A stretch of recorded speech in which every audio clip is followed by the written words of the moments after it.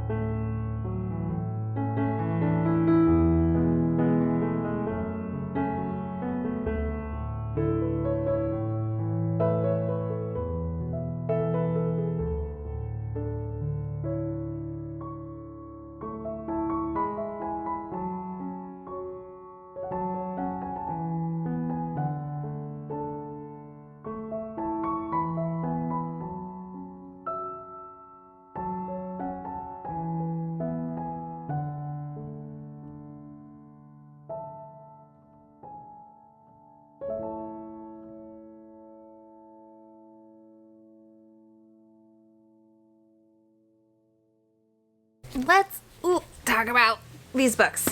How do I want to organize these? Let's start with this one. The Last Diving Horse in America. The first chapter is only like 3 pages. I debated reading more, but I felt like that little bit was informative enough.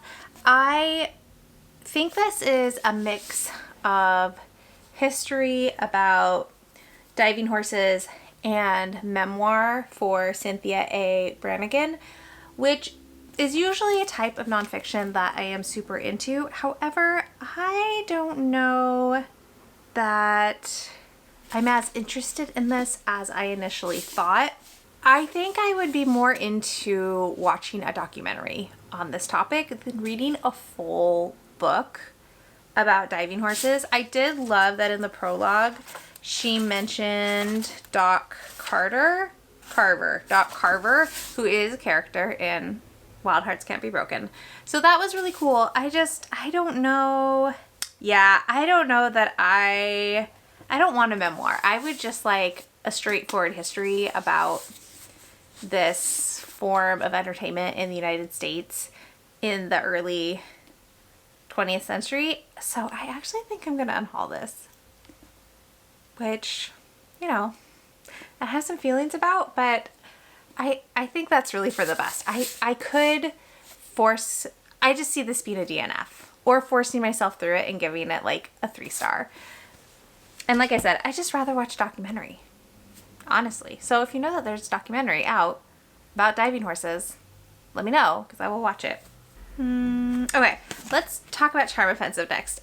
So I started off being really unsure. This is told in present tense, which is arguably one of my least favorite tenses to read. And at first I was a little put off by that choice, but the more I read, the more I got into it. I didn't read the full first chapter on this one because it's not divided into chapters. It's divided into filming days. And so the first chapter is like 40 pages long. I read to page 19. I hate these leggings. I mean, I love these leggings, but the waistband always at the top keeps rolling and it bothers me. Anyways, on to the book.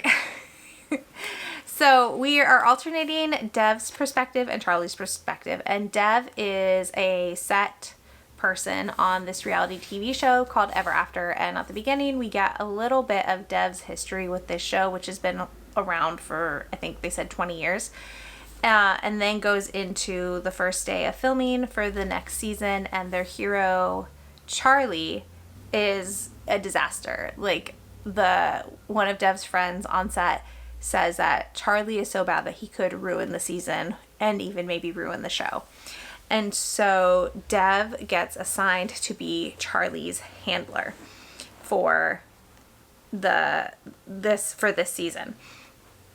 And then we switch over to Charlie, who is arriving in the limo for the first night of filming to meet all the women who are going to be competing to be like his new fiance. And so then you also get to meet Charlie, and Charlie has generalized anxiety, like right off the bat. He is so nervous. He is falling apart. You get the sense that something happened with his company. Like he's a tech millionaire. He started this company when he was in college and has gotten very wealthy very quickly, but is very socially awkward, and something has happened with the business where he's been cut out, and you get the sense from his inner monologue that if he does the show, he will get back some of the things that he lost. Charlie's really nervous, and I stopped right when Charlie threw up on Dev's shoes. So off to a great start. And yeah, like I said, I was unsure of it at first, and just the more I read, the more I got sucked in, and I really had to force myself to stop at those 19 pages. I would have happily have kept going if I didn't have, like, I have to finish this video before my kids get out of school, so if I didn't have that "you must be done by this time" restriction, I happily would have kept going. So I'm very excited to keep going with this book because those first 19 pages were really fun. A Strange and Stubborn Endurance, I am unsure of. I didn't love the writing. There was a lot of info dumping in the first chapter. We're following, I already forgot his name, Vel, who is the third son, and he has been summoned to his father's estate where his father lives after having gotten remarried recently. Obviously, one chapter is not enough to figure out like a complex fantasy world, but I get the sense that kind of in historical England times, a third son is not of much use to a family, and Vel's just kind of been keeping out of the way, but he's like pretty easygoing, a little bit anxious, but also very kind-hearted, and you get the sense of all of that as he is arriving at his father's house and greeting his father's new wife and meeting his new infant brother and going about all these things. And his father tells him that he has arranged a marriage for Vel to a wealthy heiress from another kingdom that has different rules than this kingdom does. And Vel is pretty blindsided by this revelation. He's not excited about it, but before they can really but he agrees to it because he's a dutiful son. And then before they can get much further in that conversation, there's a knock at the door that a friend of Vel's is there, and his father invites him to stay, and then Vel gets up to go meet him, and the last thing you find out is that this person that's shown up is Vel's former lover. And I think this is where the essay is going to happen in the next chapter. Kind of a rough entry just because there was so much info dumping right at the beginning, and it took me a minute to find a rhythm with the writing and with the cadence to it. It felt a little needlessly complicated initially, just in the way the sentences were structured and the way words were strung together. It felt like the author wanted you to work a little bit while reading the book, and I don't know if that's a vibe I'm really looking into.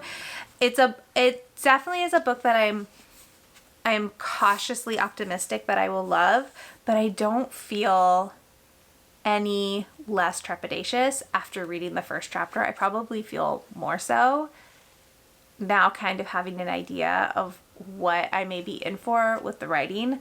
But again, I've heard really good things about this book, so even though it wasn't a fantastic first chapter, I am interested in reading more and seeing if that's a writing style that I could really fall into as I get to know the characters more and get past that initial bump of harder topics, because I've heard the romance is lovely.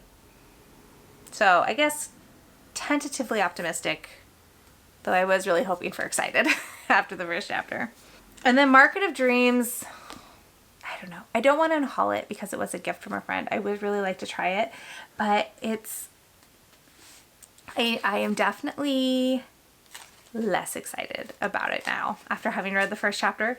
We're following Derry, who is an indentured servant to, I think, a wizard or a mage or somebody important. And Derry is going through it's called the Unter Market. It's basically like a goblin market, and he's has 3 errands that he's been given by the person he is a servant to. And so you're really just following Derry as he is going through the market and getting your introduction to the market through Derry's eyes as he's weaving away through it. There is a lot of rhyming in this first chapter, from all the goblins and fairies and various creatures. There's a lot of rhyming, which I didn't love. It's not my favorite. And it's a good first chapter, and it really gives you the lay of the land in this goblin market, and you meet various creatures and characters as Derry interacts with them, and you get a sense of the world and the rules of this system and how this indentured servitude works and the rules in the indentured servitude without it feeling info dumpy, which I really appreciate. And do I remember what happened at the end of this chapter? Holy moly. He does witness a servant negotiating to buy out the rest of their servitude so that they can, because that particular character had fallen in love and wanted to pursue that person, but there's a really strict no romantic entanglements rule for indentured servants. So we watched that, and Derry is reflects on how much longer he has, and how that's a bummer, no falling in love. But then he gets to the errand that he was initially sent out to complete, and then that's the end of the first chapter. So if the rhyming continues, that is a deal breaker. I am out on characters rhyming while they're talking. That's a no-go for me. But I did like the writing, and I liked how Trip Gailey built out the world in the beginning and gave you a really clear lay of the land and sense of the place. I really liked that. That was really fun. And I'm not sure how I felt about Derry. I mean, I guess that's the downside. Like, while I felt like I got a really good look at the world, I don't think I have a really clear idea of Derry. And while like the writing was not my favorite initially in Strange and Stubborn Endurance, I felt like I got to know Val pretty well in that first chapter. Like, I got a clear idea of what kind of character I'm going to be following in this book, and I got less so of an idea for this book. And then I saved the best for last. I loved the first chapter of To Shape a Dragon's Breath. I could have easily kept going. Okay, this is a fantasy book, but it is set in a world that very much feels like Earth. Like, if you look at that map, that very much looks like our continents, our oceans, our planet.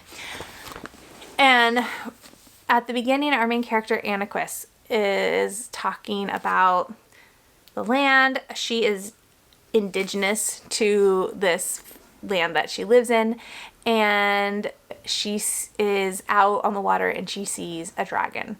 And dragons are very rare. You get the sense of right away. And she immediately goes and tells her brother, and then they run home and tell the rest of her family. And it's a big deal because dragons haven't been seen in a long time. And there's a little bit of talk at the beginning about the land around her and how her land hasn't changed much, but there are other lands and other peoples who have been invaded by these colonizers, and these colonizers make these arbitrary rules, and if the indigenous communities do not follow them, then they are killed. So it's very much like early American history of what British colonizers did to native indigenous people in North America. The writing is so good, though. Like, I tell you, the writing is so good. I love that we start off with a dragon right on the first page. I loved the descriptions.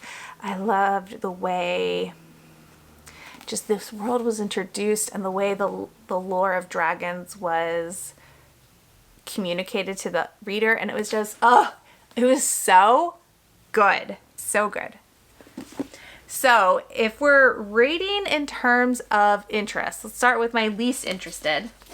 So least interested, obviously, is The Last Diving Horse in America, because I'm going to unhaul it. I'm not really into it anymore. And then I guess the next one after that is A Strange and Stubborn Endurance.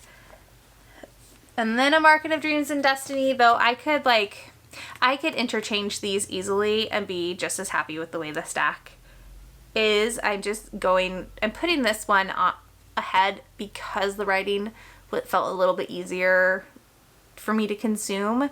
And I didn't have to like backtrack and reread anything to make sure I was tracking what was happening. It was really easy to stick with. And then Charm Offensive, surprisingly enough, that one just grew on me as I went.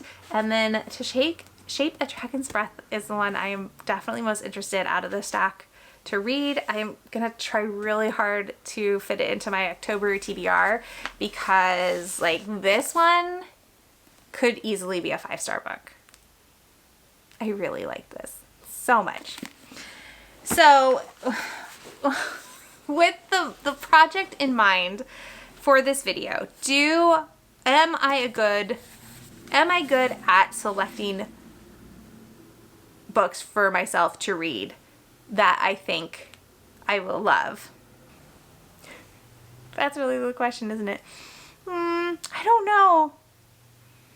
I think, unfortunately, it's just buying books is a crapshoot so much of the time, where because it's art and art is subjective and everybody's going to have a different opinion, you're never going to know. Like, there's no way to guarantee a 5-star book without reading it. You can just do like your best estimated guess and hope that is accurate. Now, I will say, for how this stack shook out, funnily enough, this is like in order of me bringing home these books. Maybe not exactly. I think the Charm Offensive is the one I brought home the most recently. I think I brought this home in July, and then this one I bought in April this was a gift in February, and then these two I bought last year. So, and maybe that's just a coincidence that the more recently acquired books are the ones that are more interesting to me than the ones that are TBR veterans at this point. That could just be a coincidence, but if either way, I think it's an interesting thing to note that maybe the longer a book stays on my TBR, the less my chances are that I will love it, which it shouldn't be that way. And it probably isn't that way, but I don't know, just some stuff to think about. So obviously no conclusive answer either way, but I am getting a book out of my TBR jar, which is great. So that can go to a little free library.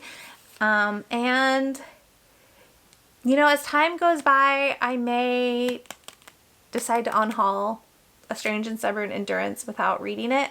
But again, I have heard such good things about it from people who I trust. It makes me reluctant to unhaul it without giving it a fair shake. And one chapter is not a fair shake. So with that, we're going to end this video. Thank you so much for watching and spending your time with me. I hope you enjoyed this little reading experiment, and let me know your thoughts, your feelings, if you've read any of these 4 books and you have some feelings about them. I would love to hear it. And if you want to leave an emoji to let me know you're here, let's do a dragon emoji, and like if you liked it, subscribe if you want to, and I'll talk to you all in the next one. Bye!